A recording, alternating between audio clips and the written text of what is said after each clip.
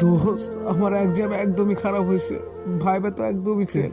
আমাকে ফার্স্ট ইয়ারে ভাইবা তো কোনো প্যারাই না, 3 বছর পইরা এখন হাই হতাশ করতেছে। দোস্ত জানোস কি হয়েছে? স্যার আজকে বললো আতিক নাকি এইবারও ফেল মারছে। ওই নাকি অ্যানাটমি ভাইবাতে অজ্ঞান হয়ে পড়ছিল। পোলাপাইন বললো ও নাকি প্যান ভিজাই দিছিল।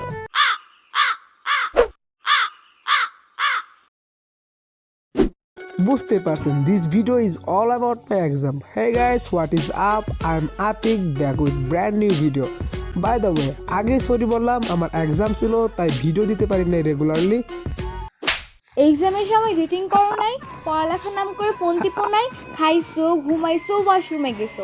কই তখন ভিডিও বানাতে ভুলে গেছিল নাকি? পড়াশোনার নাম নাই, যাই হোক না কেন শুধু এক্সামের দোষ। ভিডিও শেষ করি দেন গালাগালি করো প্লিজ। ওকে ওকে, এখন যাও। আমাদের পরীক্ষা হচ্ছে দুই ভাবে, একটা হচ্ছে রিটেন আর একটা হচ্ছে ভাইবা। আগে আসি রিটেনের কথায়। রিটেনটা কোনোভাবে ধারায় বানায় করে পাশ করাই যায়। যেমন ধরেন, দেখ দীপ, জীবনটা কত ছোট, কিন্তু আমাদের কোশ্চেনগুলো অনেক বড় বড়। হ্যাঁ, অনেকগুলো কোশ্চেন পড়ছি, অনেকগুলো কোশ্চেন দেখছি, বাট মনে থাকলে হয়। প্লিজ দীপ, আজকে আমাকে অন্তত দেখাস। হ্যাঁ, তুই প্রতিদিনই তো আমারটা দেখে লেখস। ওরে বাবু রে। আচ্ছা আজকেও দেখাস। ওকে। পরীক্ষার হলে যার সাথে যার সিটটা পড়ছে, পুরো 3 বছরে যার সাথে একটা কথা হয় নাই, পরীক্ষার আগের দিন যা তেল মারা হয়, অ্যাজ লাইক ওমা, এদিকে আতিকের সাথে আমার সিট, ওর সাথে তো আমার কোনোদিন কথাই হয় নাই। যাই গিয়ে ওর একটু খোঁজ খবর রাখি, যেভাবে হোক পরীক্ষায় পাস তো করতে হবে। কিরে আতিক, তোর কি অবস্থা? পড়াশোনা কেমন করলি? আপু আর বললেন না, আমার সাথে একটা গাধা ভাইয়ের সিট পড়ছে। কি যে বলবো, আমার পরীক্ষা যত প্রিপারেশন ভালো হোক না কোনো মেয়েটা আমার পরীক্ষা পুরো 12টা বাজে দিবে।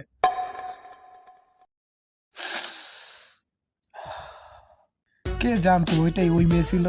কারণ 3 বছর তো ও হিজাব পরে ক্লাস করতো, বাট ওই দিন তো ও হিজাব ছাড়া আসছে আর আমিও চিনতে পারি নাই। আর এক্সাম হলে যে ঘটনার শিকার হয়েছি, এটা সামনে তো কিচ্ছু না। এই হাতটাও না বারবার ঘেমে যায়। এই সাব্বির, তোমার কাছে টিস্যু হবে? টিস্যু?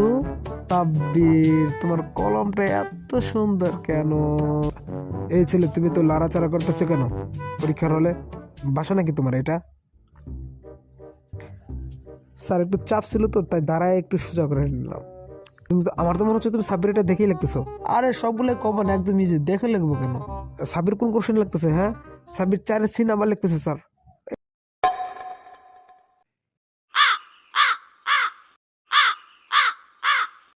প্রতিটা ব্যাচেই এমন একজন করে পাবেন যে কিনা এমনভাবে পরীক্ষা দিচ্ছে সে যেন ফেসবুক পাসওয়ার্ড খাতায় লিখতেছে। একদিকে এমন মেডিসিন পরীক্ষায় প্রশ্ন কমন পড়ে নাই, আরেকদিকে সে একজনের প্যারা, নাম বলবো না।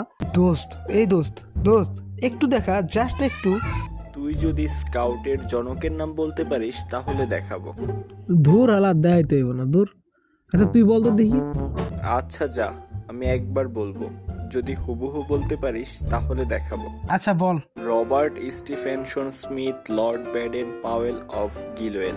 এবার বল। এটা তো সহজই, রবিনাথ সুমিরের গার্ডেনে পাওয়া গেল। দোস্ত কারেক্ট হয়েছে না? এইবার দেখা। তেমন কিছু না, সবেমাত্র আমাদের রিটেন পরীক্ষাটা শেষ হচ্ছে। লে আমার বন্ধু সজিব। এখন একটু রিল্যাক্স করি, ভাইবার আগে 1 মাস টাইম আছে, প্যারা নাই।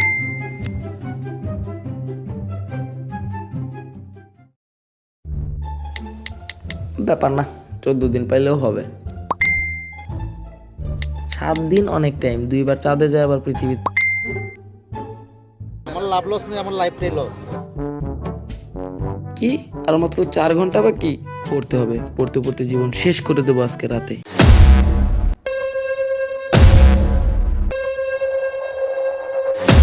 করতে হবে, অপারেশন করতে হবে, অপারেশন করতে হবে। কি সব টিকটকার মার্কে স্টুডেন্ট, অন্য কেউ থাকলেও ঢোকাও, এতে অপারেশন ছাড়া কিচ্ছু বুঝে না, যাই জিজ্ঞেস করে তাই অপারেশন, তাই অপারেশন।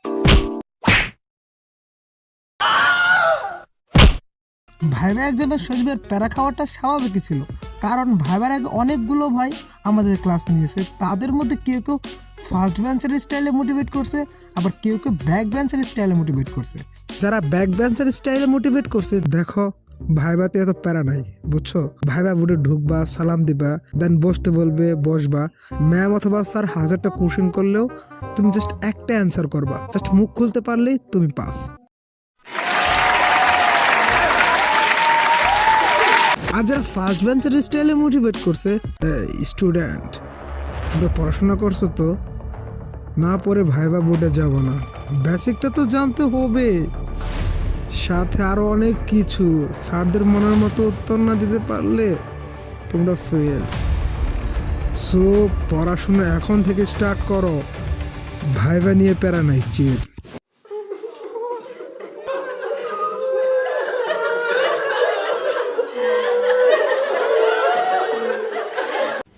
টেকনিক্যালি বলতে গেলে দুই ধরনের মোটিভেটই আমাদের কাজে আসছে। যারা ব্যাক বেঞ্চার তারাও ইন্সপায়ার হয়েছে কিভাবে ভাইবা পাস করা যায়, আর যারা ফার্স্ট বেঞ্চার তারা তো ইন্সপায়ার হয়েছে। By the way, thanks to Sourav দাদা আমাদের ভাইবাতে হেল্প করার জন্য, and thanks to inter family of 36 batch আমার মতো 5% তোমাদের ফ্রেন্ড হিসেবে নেওয়ার জন্য। হে এভরিওয়ান, আমাদের দেখা হচ্ছে আবার নতুন কোনো ভিডিওতে, নতুন কোনো টপিক নিয়ে। সে পর্যন্ত সবাই ভালো থাকো, টাটা, বাই বাই।